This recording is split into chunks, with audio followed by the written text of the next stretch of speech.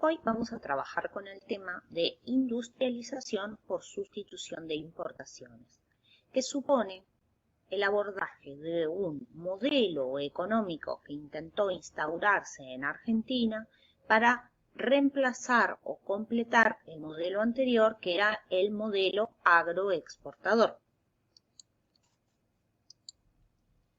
Entonces, se trata del surgimiento de una industria nacional de forma tardía que intenta reemplazar aquellas mercaderías que tradicionalmente nosotros consumíamos por la vía de las importaciones. De ahí la idea de industrialización por sustitución de importaciones, conocida con la sigla ISI. Entonces, ¿por qué se da este modelo de sustitución de importaciones? Porque las guerras mundiales y la Gran Depresión de la década del 20 van a generar una disminución de las exportaciones que la Argentina hacía al mundo y a su vez una dificultad para recibir importaciones, ¿sí? Las guerras mundiales habían cortado las comunicaciones porque eran guerras que no solo se daban por tierra, como en Europa, sino también en los mares. Y a su vez, además de este necesario corte de las comunicaciones que produjeron las guerras mundiales, es importante ver que en el periodo de entreguerras, sobre todo con posterioridad al crack del 29 y la crisis del 30, los países centrales colocaron altas barreras arancelarias a los productos importados. Sobre todo, colocaron altas barreras arancelarias para intentar proteger su producción primaria al campo de los diferentes países. Con lo cual, para los países como la Argentina, que se dedicaban a exportar materias primas, se le hizo muy dificultoso. Entonces, eso va a llevar a un lento comienzo de la producción industrial por necesidad, que primero va a ser espontáneo y luego va a ser alentado desde el Estado con políticas concretas. Entonces, para llevar adelante una política comercial que supliera este gran déficit que tenía la Argentina, se van a llevar adelante políticas proteccionistas con aranceles. Es decir, así como los países centrales estaban defendiendo su producción primaria e industrial colocando barreras arancelarias, países como la Argentina van a hacer lo propio, intentar defender su producción industrial incipiente colocando barreras arancelarias y a la vez llevando adelante políticas monetarias que les fueran favorables para este intercambio. Esto era entendido en un contexto de pensar que la industrialización permitía un aumento del empleo, ya que el desempleo era el mayor problema que se vivía en la época de la Gran Depresión. Entonces intentaban combatirlo y combatir el desempleo podía estar relacionado en alguna medida con implementar políticas de industrialización. Entonces, ¿cuáles son las ventajas que van a generar esta industrialización? Como decíamos recién, el crecimiento del empleo, lo demandante de empleo que es la industria.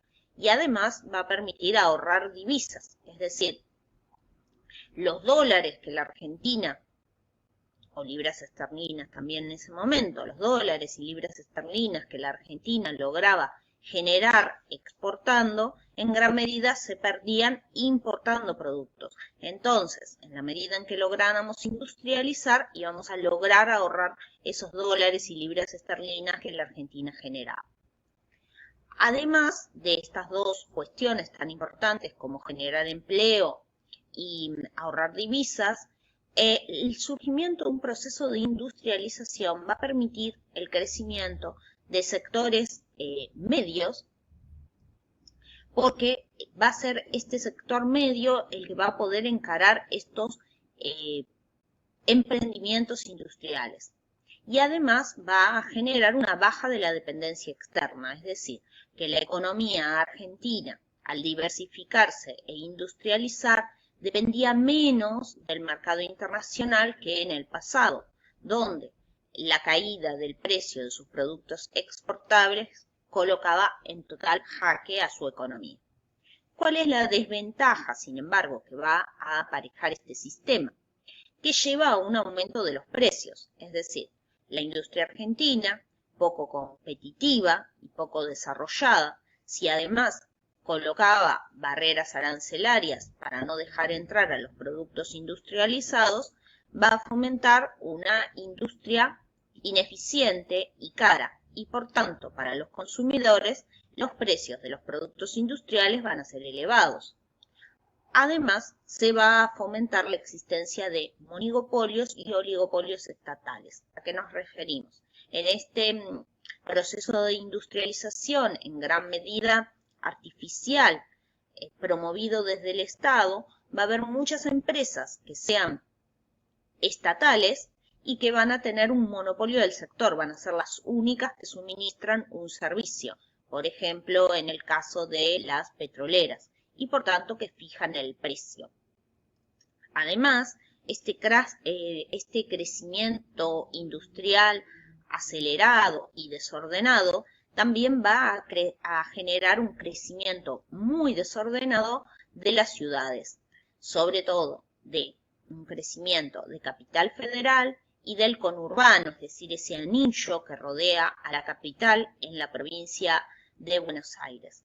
Allí van a aparecer los barrios de emergencia, es decir, barrios construidos rápidamente, donde vivían los obreros que trabajaban en las industrias, pero que esos barrios hechos de emergencia y rápidamente para responder a una demanda de vivienda, nunca se van a superar y transformar en otra cosa, sino que se van a reproducir dando lugar al paisaje que solemos ver sobre todo en el conurbano, con las villas de emergencia. Entonces, ¿cuál va a ser el efecto de esta industrialización?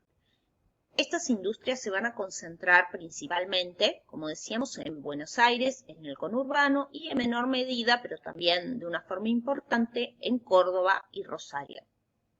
Eso va a hacer que el 70% de la población de la Argentina se concentre en esta zona del AMBA. ¿Por qué se va a producir este proceso de concentración de la población? En este momento ya había cesado el gran flujo de la inmigración europea masiva, pero sí se va a producir un proceso de migración interna, del campo a la ciudad, del interior a Buenos Aires. Especialmente las economías del norte del país se van a ver muy afectadas por esta crisis económica de la década del 30 y por tanto van a migrar hacia Buenos Aires. Estos sectores, estos habitantes del norte que se mudaban a Buenos Aires, se caracterizaban étnicamente por la presencia de componentes de pueblos originarios, de afroamericanos y de criollos, pero todos en gran medida mestizados, es decir, no se trataba de pueblos originarios puros conservando sus costumbres, su visión del mundo, su cosmovisión, ni tampoco afroamericanos, ni tampoco criollos, sino que estaban en gran medida mezclados. Eso va a dar lugar a un tipo étnico muy particular que va a ser conocido peyorativamente como cabecitas negras, porque las cabecitas negras son unos pajaritos que migran. Entonces, eso también va a dar lugar a una transformación demográfica muy profunda y al surgimiento de una visión profundamente racializada de la Argentina y a la existencia de conflictos raciales mezclados con conflictos sociales.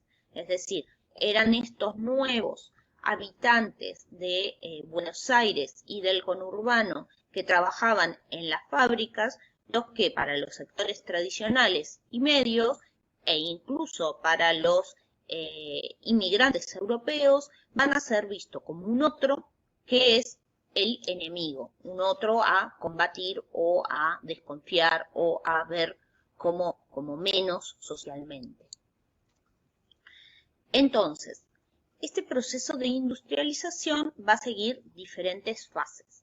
La primera fase tiene que ver con la creación de una industria liviana de bienes de consumo, sobre todo relacionados con la producción de ropa, de calzado y de enseres domésticos.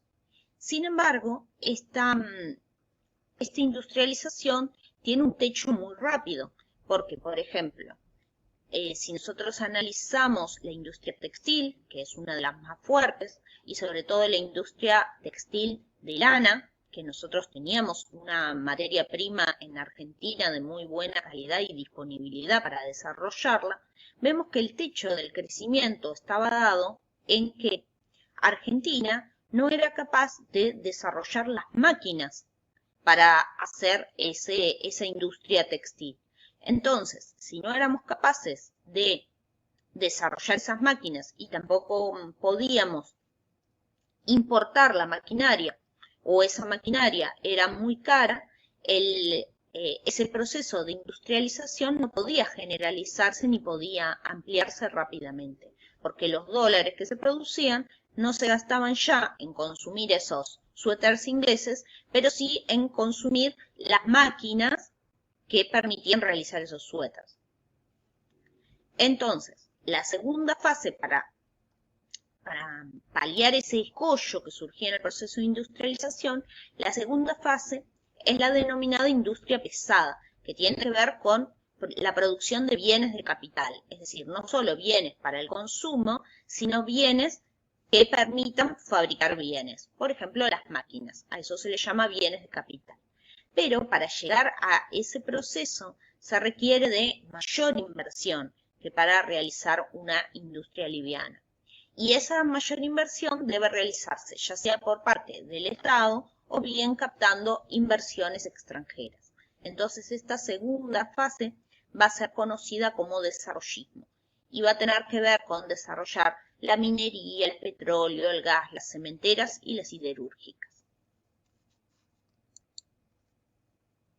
Entonces decíamos, por ejemplo, una industria que creció mucho en la fase de la industrialización liviana fue la industria textil, especialmente la industria lanar, que no dependía de materias primas importadas. Es decir, Argentina tenía escasa producción de algodón, con lo cual en parte necesitaba suplirlo importando la materia prima. Pero en cambio tenía una gran producción de lana, con lo cual la industria textil lanar tenía gran posibilidad de crecer, pero se encontró con escollos de la producción de maquinaria y de la competencia extranjera.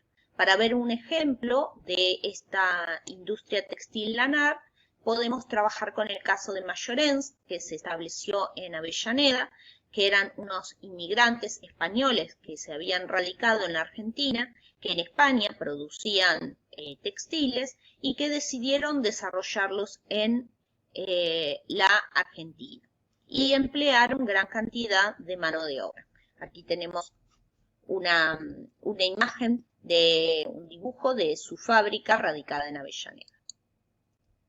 Y en cambio, si queremos pensar en la industria pesada que se desarrolló en las décadas siguientes, podemos pensar en la industria automovilística, que requiere mano de obra más calificada, mayor inversión. Entonces, por eso, en muchos casos, se radicaron empresas extranjeras que colocaron sus filiales en la Argentina para producir, por ejemplo, autos. Acá tenemos otro ejemplo muy importante que es el de la cementera. Si nosotros queremos construir y construir en gran escala, no solo tenemos que tener la capacidad de hacer de hacer los edificios, sino que tenemos que tener la mano de la materia prima, por ejemplo, el cemento. Entonces, la industria de Loma Negra, en Olavarría, es una cementera que generó un gran desarrollo que permitió avanzar en ese proceso de industrialización. Y también es el caso